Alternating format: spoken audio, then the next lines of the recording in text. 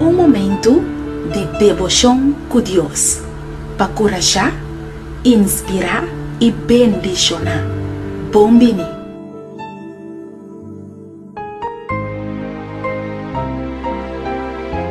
Nosso versículo de meditação para a meinta está guardado em 2 Coríntios, no capítulo 3, versículo 18. E esta bisa, nós tur, sem nada para tapar nos cara, ta mira a glória do Senhor maneira de um espelho, e nós ta queda transformar em lo que nós ta mira de um espelho. A história ta conta que um dia estava jovem que estava viva completamente atormentada por um defeito físico que estava tendo. O que sucedeu é que cada vez que eu waxo mês de espelho, eu estava mira que estava tendo o que nós chama hunchback.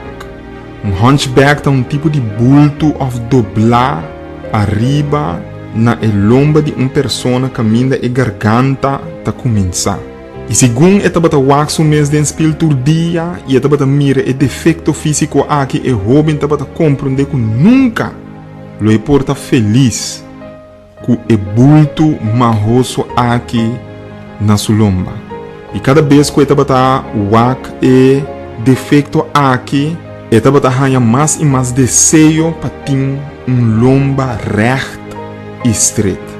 Timbia hasta, eu estava para, caminha estava uma estátua de um famoso atleta, e estava com reto e estreito e lomba de atleta aqui estava. E eu estava pensando em mês quem porta maneira é atleta aqui. Pero riba um bom dia, ora ela visita a estátua aqui, eu estava contemplar a boniteza de lomba reto de atleta aqui.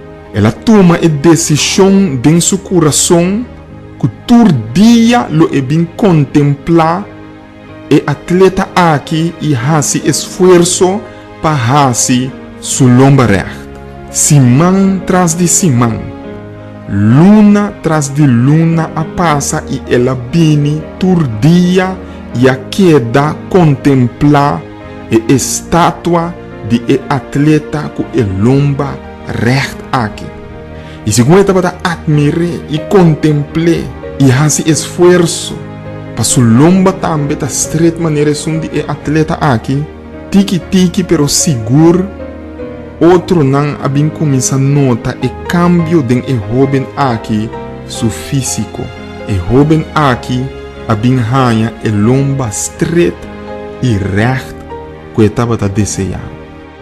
Pode ser abo também o bota wak den espírito de Deus e bo mira bo caráter, bota mira que tem certo deformidade e defeito não denje que bo saco se bo continuar com não, bo não porta feliz. Pode ser bota esposo ou esposa e bo saco e forma como bota tratando bo casar, não tá ajudando em matrimônio para mais milhão.